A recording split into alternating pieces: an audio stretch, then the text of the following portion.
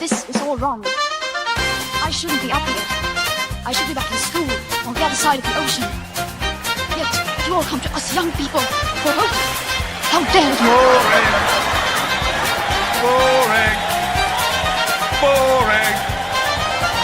Boring. Okay, you gotta do it. Don't tell us what we're gonna feel. We're trying to solve a problem. Don't tell us what we're gonna feel. I'm not telling you. Because you're in no position to dictate that. Remember what you're doing. You're in no position to dictate what we're gonna feel.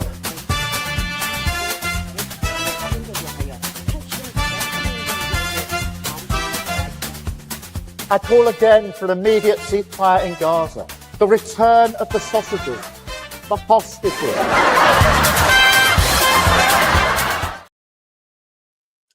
The return of the sausages. And that's the subject today here on Lembit Öpik Live. Good day to you. Thank you very much for joining me on Unprecedented TV, the home of free speech, where we kill the spin, find the facts and tell it like it is as best we can. Well, as always, we try to bring something topical. And the topical subject today is the inexperience that seems to be infecting European politics. You may or may not have noticed the recent travails of a former president of France, Nicolas Sarkozy, who has just been found guilty of the criminal charge of basically getting money in a way that he shouldn't have. And that's from the late Colonel Gaddafi, who was in charge of Libya. Well, this has come back to haunt him after years and years of him being chased for impropriety. He's going to appeal. Maybe he'll succeed, maybe he won't. But for now, he will be held in custody. So however it turns out for him in the long run, he's essentially in prison. And I put it to you that Sarkozy is suffering from the same malaise that many other politicians in Europe are experiencing. Although Sarkozy had a fairly long experience in politics, there was something wrong about the way he did it. I met him once, and when I introduce my guest, I'll share that rather lurid experience with you. But we also have the likes of Keir Starmer, a regular subject of controversy and often a subject of ridicule, who came in 2015, I think it was 2015, became leader of his party, became prime minister, and has been messing up ever since. And who's his best pal? No, not Jeffrey Epstein. That's Keir Starmer's friend's best pal. That's Peter Mandelson I'm talking about there. I'm talking about Macron. Emmanuel Macron, the current president of France, who also seems to not have the wherewithal to do the job. I've been in politics for over 40 years now, and I still learn. I made mistakes, certainly did in 2010 when I lost my seat. But I'd already been involved with the political system for over a quarter of a century. These people come in later on in life without the experience and the basics. They didn't do the hard graft on local authorities. They didn't sit in interminable local branch meetings and all that stuff. I put it to you, that's the problem. That we've got a bunch of amateurs who thought, how hard can politics be? It's very hard. It's not a game. But these do play act on it as if it is. And when you're faced with real professionals like Vladimir Putin and Xi Jinping in China, you're going to lose. And that's the subject today. Maybe it's just me. I'd like to hear your views. By the way, if you like what we're producing, please subscribe to Unprecedented TV on YouTube. Easy to find, and it costs you nothing. Unprecedented TV on YouTube. And you'll see what we hope is a fairly professional offering. But today, I want to introduce somebody who has been on before a number of times. And he is certainly a professional when it comes to talking and common sense. Is Dr. Marcus Papadopoulos. Good to see you again, Marcus. How are you? Thank you, Lembit. It's a pleasure to be back on, and I'm particularly looking forward to this topic. Why? Because I think that anyone, even with just an ounce of sense, realizes that something is very, very wrong in the Western world. And the telltale sign of that are the politicians. To say that politicians are amateur is simply an understatement. They are absolutely useless in every sense of the word. And as I said, the vast majority of people are aware that something is wrong, and all they need do is turn on their television or look on their mobile phone, and you see the face of Starmer, or you see the face of Cooper, or you see this face of Macron, And you know that things are very, very dark at the moment. Yeah, this is the issue. This is the issue I've got. Now, some of those people I was in Parliament with. So I finished 15 years ago. Doesn't feel like it, but it was 15 years ago. And some of them were there then. So they've got at least 15 years of experience, at least 20 years, in fact. And yet they just don't seem to have learned anything. Yvette Cooper, who berated the country for daring to suggest there was any ethnic question about the genealogy of the scum who murdered children in Southport. Then we discovered his name was Axel Ruder Cabana. It's not a very common Welsh name. And then she berated us for saying there's any terrorist connection. And lo and behold, there's a terrorist connection. This woman's just making terrible, fundamental mistakes, which led to riots all over the country. And this is the point, Marcus. I don't get how we got here. We've got 70 million people thereabouts in the UK, and this 650 is the best we've got. I think, first of all, Lembit, we need to acknowledge that when it comes to corruption, this is something which has existed throughout human history. Wherever you find human beings, you will find, regrettably, corruption. In no way am I making allowances for corruption. But again, for many people, if there is a chance to increase their financial standing, then they will take it. But that said, if we take Britain, Britain was once respected in all four corners of the world. One of the reasons being it was respected was on account of its politicians. Politicians, I'm not going to say obvious ones such as Winston Churchill, but people like Anthony Eden, Harold Macmillan, Harold Wilson, Michael Foot, Dennis Healey, Norman Tebbit, and so on and so on. Regardless of what you thought of their politics, these were men of real stature, and in many cases of immense stature. Take Anthony Eden, for example, who was first of all Foreign Secretary and then Prime Minister. He was fluent in 5 languages, including Arabic and Russian. Compare and contrast Eden to the incumbent Foreign Secretary, Yvette Cooper. How many languages does she speak? Or compare Eden to her predecessor, David Lammy. You can see straight away that there is no comparison. Listen to the spoken English of Anthony Eden. Consider Eden's written English. Then listen to the spoken English of Cooper and Lammy. On top of that, consider Lammy and Cooper's knowledge, and I use the word knowledge in a very loose way, their knowledge of history. It is absolutely lamentable. So you asked the question, Lembit, how did we arrive at this situation? Well, clearly, the situation began to deteriorate following the coming to power of Tony Blair. And I'm not saying 1997 when Blair became Prime Minister, but I'm saying when he became leader of the Labour Party in July of 1994, following the death of John Smith. Because after Blair became leader, he changed the rules regarding how constituency Labour parties or local Labour branches elected their candidates. In essence, local Labour parties were no longer able to elect people whom Blair and the rest of his henchmen considered to be undesirables. So people who who held views such as Tony Benn or Michael Foot. So what happened was that inevitably the people who were elected at the 1997 general election for the Labour Party were overwhelmingly Blairites. Well, people like these. Don't interrupt you. This is a blast from the past. From around 1997, we got Tony Blair and Peter Mandelson, and they actually looked like characters who would be playing Tony Blair and Peter Mandelson a film.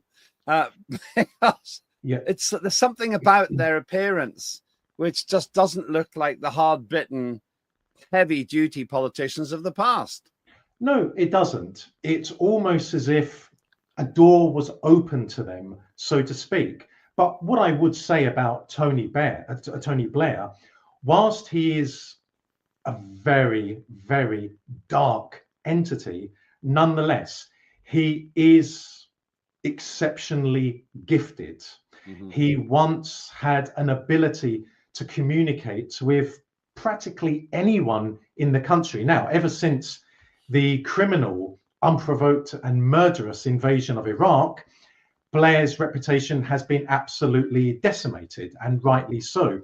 But Blair certainly stood out from other MPs in the Labour Party. So from the 1997 general election, things have only got worse. What we have observed in the House of Commons since 1997 is overwhelmingly MPs, men and women, who practically have no experience of the real world. They came straight from university, or they came straight from Labour Party head office or Conservative Party head office.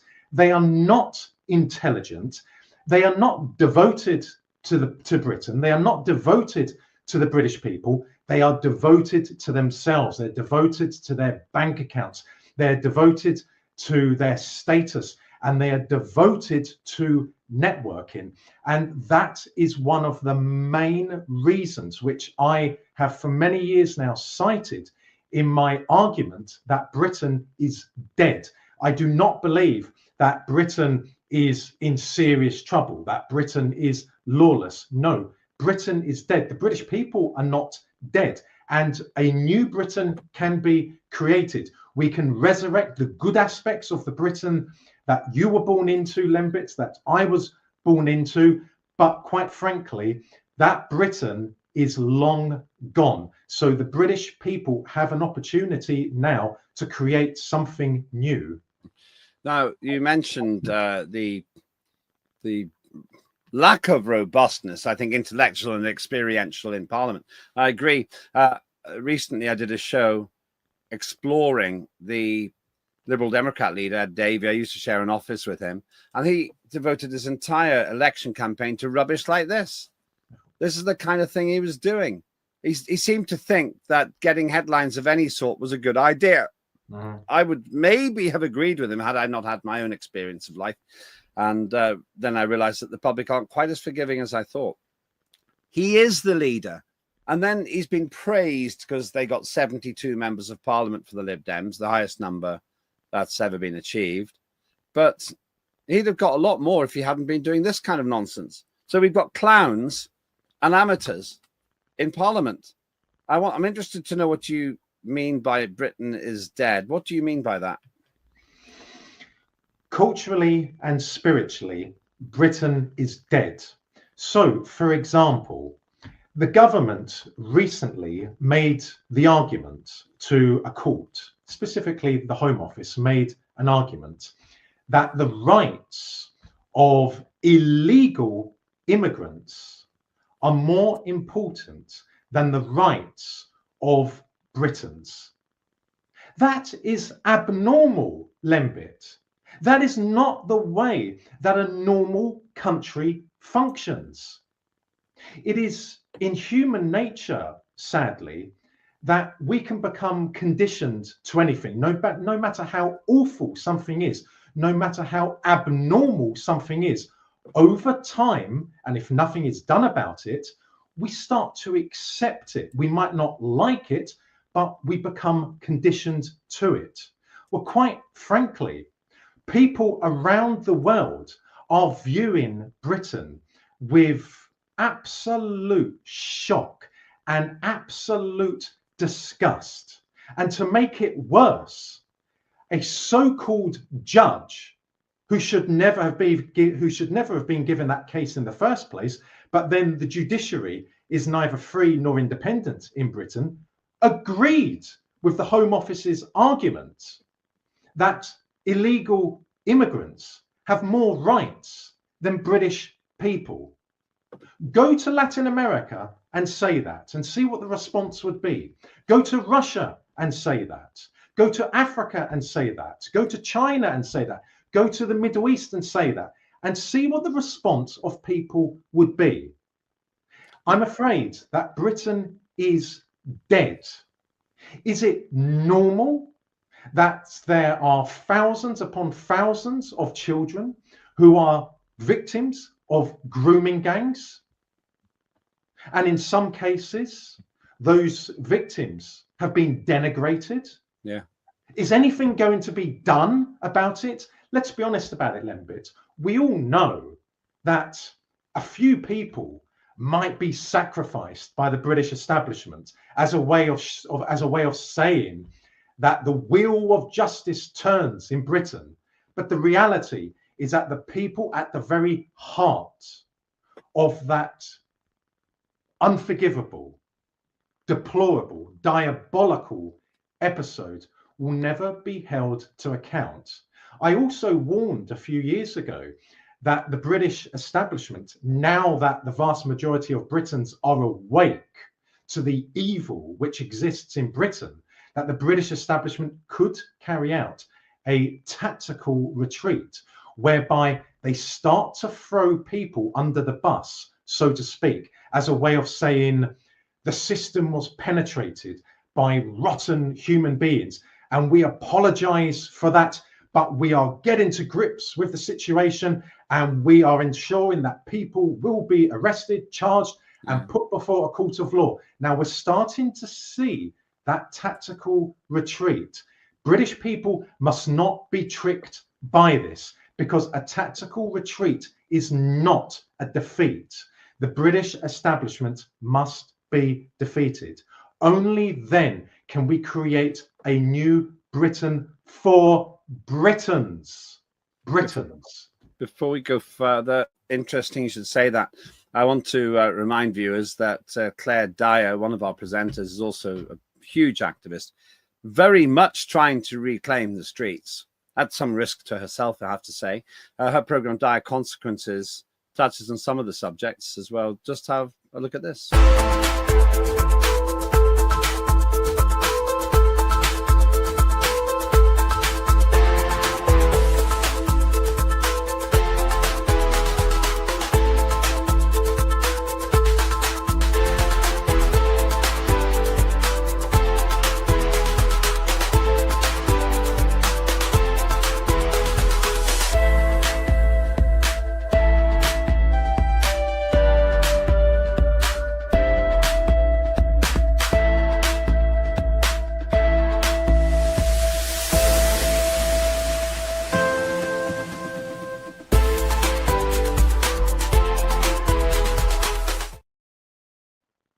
And she shares your angst, Claire Dyer. And almost week in, week out, she has stories. One example, Epilim, which apparently is a drug which has been given to pregnant women, and it can cause tremendous damage to the unborn child. And one of her fairly regular guests chronicles the fact that her child will never have a full and normal life because of the damage the drug did. And there's a lot of love in that family, but there's an awful lot of heartache, and she can't get anywhere with it because the politicians don't really care. And then we have somebody else who's literally run over by a member of Transport for London's team, and they lied about it. And you just start thinking that not only do we have the problem of amateur politicians, but we have a state which is willing to subjugate the very citizens you were talking about a few minutes ago in the interests of their self-preservation or the preservation of these putative rights of people who came here illegally in the first place, Marcus. There is no accountability for those who serve the crown. And I put a lot of emphasis on that, who serve the crown. Politicians, civil servants, and police officers, for example, do not take an oath to the country or to the people or to a constitution. We don't have a constitution in Britain. Indeed, you cannot have a constitution in a kingdom. They take an oath to an individual the monarch. As a result of that, these people, despite what they are complicit in, are not held to account because they are serving the state. They are serving the monarch. And that is why we will never see high-level officials in government arrested, for example, for the lockdowns, which constituted one of the greatest crimes against humanity in human history. We will never see the arrest of high-level officials in government for the police arresting people who have an opinion. They haven't committed a crime. They're not suspected of committing a crime. They have expressed an opinion. An opinion. Again, they haven't murdered anyone. They haven't raped anyone. They haven't threatened to murder anyone. They haven't threatened to rape anyone. They have expressed an opinion. And yet, no one is arrested. None whatsoever. We've got the problem, extending it out to Europe. We've got the problem, in my view, that the whole of Europe is being contaminated by these low-quality politicians. You mentioned Winston Churchill before. Just imagine if the current crop of politicians had been in charge in 1939, 1942. Jumping to the present day, we've got Merz in Germany, Macron in France, Starmer in the United Kingdom, all little friends there. And because they're so superficial, I suggest that side stories, like were they involved in taking cocaine on a train, become a big matter of conversation. I don't actually really care what they did. I'd legalize and regulate all drugs anyway. But it's because they're so lightweight, it's more interesting to talk about whether they were snorting cocaine than what they were actually talking about in that room. And I'm very frustrated by this because you're looking at three people there who collectively represent about 200 million people and some of the largest economies in the world. And that's the best we can do. I actually despair to an extent that we've got ourselves such a poor crop. And I think you were right by what you said before, Marcus. They go to college, they go to work for politicians, they become politicians, and then they mess it up. They think somehow that you can do a job which requires a ton of life experience without any. This is a fascinating point that you make, Lembit. And because we don't have hours upon hours to discuss it, I will have to go from A to Z without going in between, looking at the other letters in the alphabet. But suffice to say that something has gone diabolically wrong in the Western world, and it began on the surface. It became clear that something was wrong from the late 1990s onwards, again after Blair came to power. However, is it the case that the problems weren't there before? Well, I would argue in the case of Britain, the changes began under the surface, but they began in the 1960s. I would say in the late 1960s. So, for example, with the feminist movement at that time, women who were calling for the pill, calling for the right to have an abortion at any time.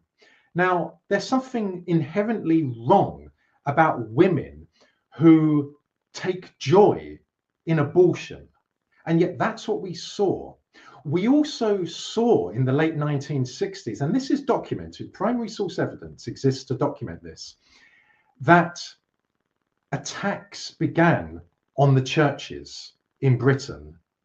So to cut a long story short, I do not believe that Britain, England before it, has ever been truly democratic. I believe that the heart of English power and then British power has always rested with the monarch. I believe a constitutional monarchy is a facade. I do not believe that a monarch a few hundred years ago decided for the sake of democracy he would give all his powers to a prime minister and a parliament. No, no leader voluntarily gives up power. But I believe that the British establishment at the time understood that in order to maintain its power, it had to be seen as evolving, because there were a lot of problems emerging on continental Europe, for example, in the 1700s. And the British establishment took note of that. But I believe that the British establishment, the British ruling elite, of which the monarchy is at the heart of, decided after 1945 that it no longer needed the British people. And I will cite this example, Lembit, and I really wish your audience would look into this. Again, don't take my word for it. It is true what I'm going to say, but research it for yourselves. Ian Smith, the leader of Rhodesia, who performed a miracle, an economic miracle in Rhodesia, was a great man, a great politician. By the mid-late 1960s, he had formed the conclusion, Lembit, that the British state, including the Queen, had turned on the British people. And he, of course, he was talking about in the context of Rhodesia, but the white people in Rhodesia were almost exclusively of British origin. The way that the British state betrayed Rhodesia and the British people in Rhodesia is extremely important. You cannot understand what is happening in Britain today if you do not, for example, look into what happened to Ian Smith and Rhodesia in the 1960s. For example, under Harold Wilson, Ted Heath, then again Harold Wilson, then James Callaghan, and then Thatcher. Essentially, the British state betrayed their own people. The British state, as Ian Smith said, played a pivotal role in bringing Mugabe to power. Indeed, the British state supplied weapons to Mugabe's terrorists, who were slaughtering many members of black tribes in Rhodesia. So what we see happening today in Britain, yes, it became obvious that something was wrong under Blair, but the problems were there before that. Just before you go further, Ian Smith, I'm interested in what you say about Ian Smith, and better not go too far down the history path. But Ian Smith was a character who was always associated with, and they always say it the wrong way, declaring UDI, which means declaring the Unilateral Declaration of Independence. So from a syntax point of view, it's wrong, but everyone always says declaring UDI. And he was regarded as a pariah. I was always told, even when I was young, there he is, in fact, that he was a bad person. You're saying he was a good one. Ian Smith has been completely denigrated by the British state. Even now, when he's in his grave, the British state and its tentacles, for example, politicians and mainstream journalists, continue to spit on him, as I said, in his grave. Yet, primary source evidence tells a very different story about Ian Smith. Ian Smith believed in evolution as opposed to revolution, which means he did not object to one day being a prime minister or president of Rhodesia being black. He did not object to that. But what he said is that people who understand Africa realize that because there are many tribes and they live a very different life to people in cities, they cannot be expected to take the reins of power overnight. And of course, many people in what is today Zimbabwe will testify to that. Many black people, after Ian Smith died, expressed great sadness. There are many black people in Zimbabwe today who wish that they could bring back, as they say, old Smithy to power. So when the British state and its tentacles denigrate someone because of their views, that is, in my mind, extremely telling and extremely suspicious. I won't go any further on Ian Smith, but I say to people, read his memoirs or autobiography, however you categorize it as, and see what he says. I've not very much time left, maybe about a bit less than 10 minutes. I want to come to the present day again. Now, you're talking about Ian Smith as a heavyweight. It's very interesting because that's not what I thought about Ian Smith until this conversation. I got work to do as well. I've got some homework there, Marcus. Let's come to the present day. We've got Emmanuel Macron, who seems to spend more time walking around with his wife, trying to prove that she's a woman, than talking about things that really matter. Or at least he's reported as that. And I put it to you, I don't care whether she's a woman or not. It's interesting gossip, but it doesn't really make any difference to my life. I'm not going to marry her. But once again, it's because these people are so superficial that you can't get past the gossip because no one really cares about the lightweight substance. And before him, we had Nicolas Sarkozy. Nicolas Sarkozy, he's in a lot of trouble. That's not his wife. That's Gaddafi there. But he's been accused and convicted recently of criminally getting funds from Gaddafi. It's a rather slightly vague accusation. He was cleared of a lot of the charges, but apparently he's in trouble for getting money. Now, I looked into Sarkozy today before we started the show, and I initially thought he was a rank amateur, but he'd actually been in politics for quite a long time. But nevertheless, he's in trouble. So it seems to me that with Sarkozy being done, I met him. I promised to tell a story about him, and I will in a second.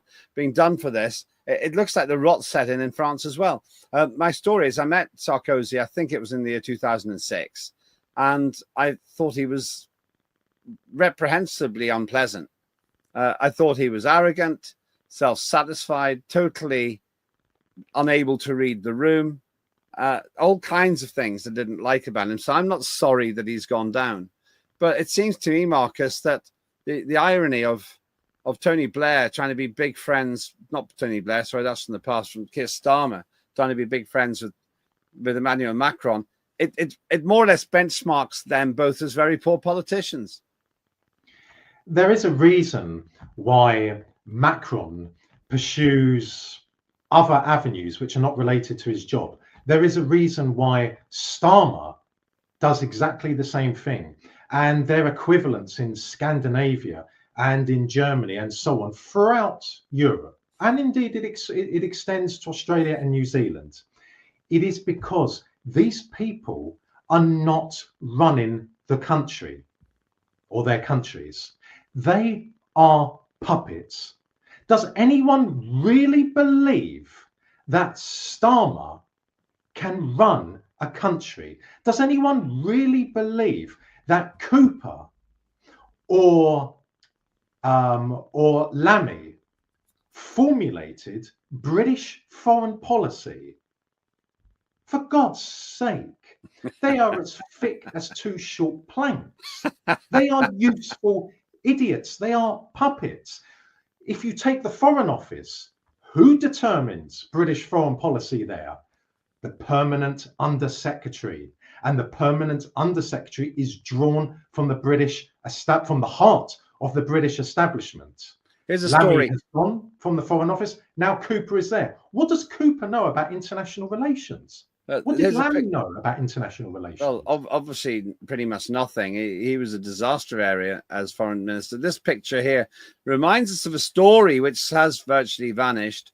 Did Keir Starmer's voice coach really count as a COVID key worker?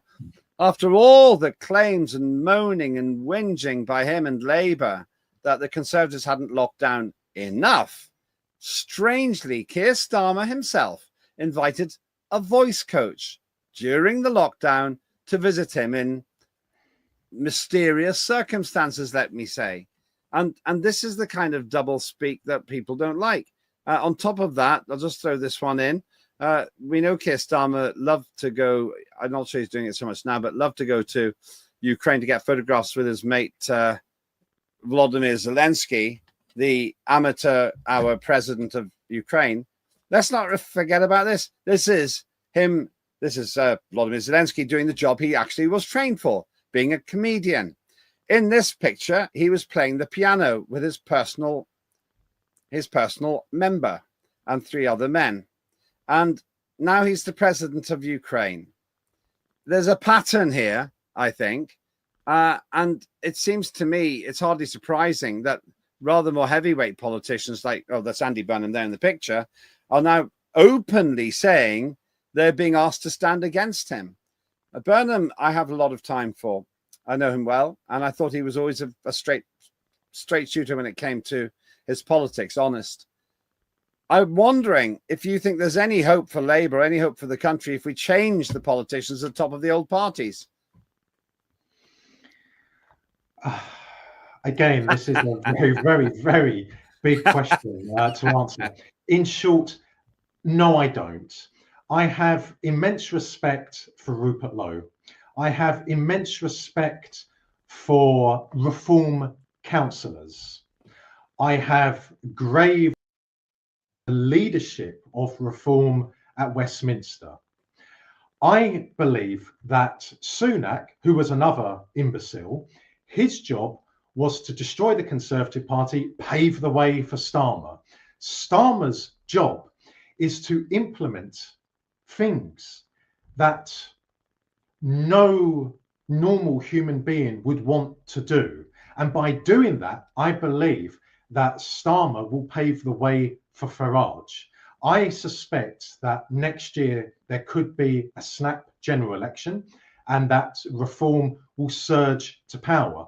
And whilst I believe that 99.9% of reform voters, members are good people who love Britain, who are proud of being British, again, I suspect that the agenda will be, to a large extent, continued.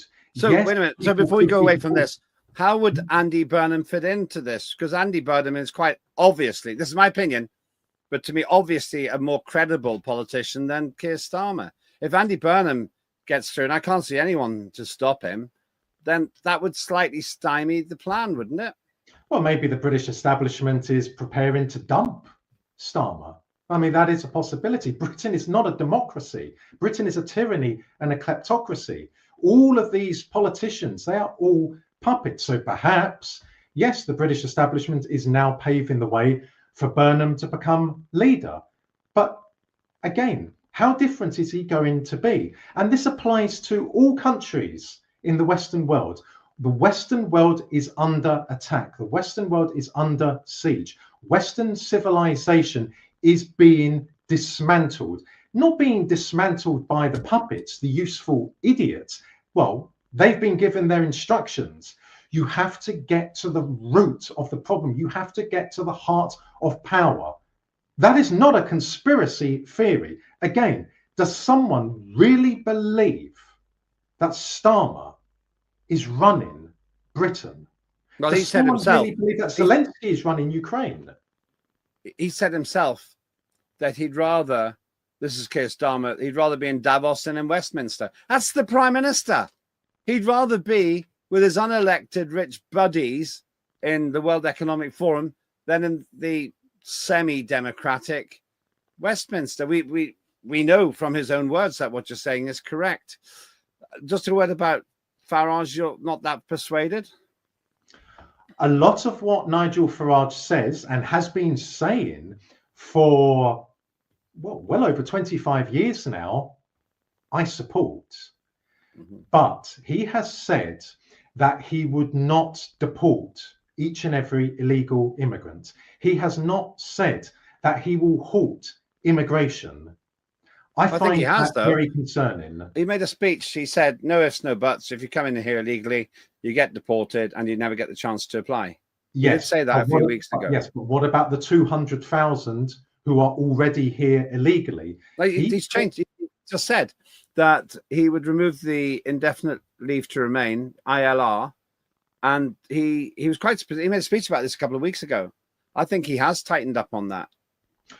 If he has, I welcome that. But at the same time, I want a politician who's going to do a lot more than deport illegal immigrants. And that is why I prefer Rupert Lowe. We have to halt immigration. I would argue, Lembit, that legal immigration is an even bigger problem than illegal immigration. So all immigration, legal and illegal, of course, has to be halted and has to be reversed. We have to put the British people first. And if that means deporting vast numbers of people, humanely, of course, respectfully, then it needs to be done. Because I want to see the Indian government put India first. I want to see the Pakistani government put Pakistan first, and so on and so on. And yes, I want a British government to put Britain first. And just a last question for you then, and it's a fairly big one. Do you think that the current Prime Minister, Keir Starmer, will make it to 2029? No, I don't. I believe that the British establishment is conducting already a tactical retreat. I believe in order to, so to speak, throw red meat to the masses, they will call a snap general election, knowing that that Farage will come to power. And then the question is, will the agenda be completely scrapped and reversed in Britain? As I said, I have grave reservations about that. Thanks so much. Always interesting to speak with you, Marcus. Don't be a stranger. We'll get you back. Of course, this program will be in the archive together with all the others, so you can compare our predictions with the facts. We share our opinions as well as the information as best we can establish it. But you have your say. If you like what you're seeing here on Unprecedented TV, please subscribe. And we welcome our increasing number of viewers in the United States as well. And great news for you. If you've been watching Lembit Öpik live, which is my show, which I tend to do in the mornings in terms of UK time, we are going to be launching an entire dedicated array of programs for the United States as well. More of that to follow. For now, though, let me conclude with two thoughts of my own. Number one, Keir Starmer is not competent to run Britain. And I think that he signed his own political death warrant when he said he'd rather be in Davos than in Westminster. After that, how could anyone take him seriously? He doesn't want to be in Parliament so much as being with the World Economic Forum. Then why do you want to be the Prime Minister? The second thing is he hangs around with other amateurs such as Macron and Zelensky, and it shows. We're a long way from the days of Winston Churchill, and maybe there's hope again. But one thing I would say is for sure, Britain's in trouble because the people who are serving us in government don't know how to govern. And they've forgotten that they work for us. Please be part of the vanguard of free speech. Please subscribe to Unprecedented TV on YouTube. Also, you can follow me on X at Lembit Öpik. But more than anything, keep thinking for yourself. Happy to have a conversation with you. If you go into X, I'll be chatting there. I'm Lembit Öpik. This is Unprecedented TV, the home of free speech. Wherever you are, whatever you're doing, have a great day.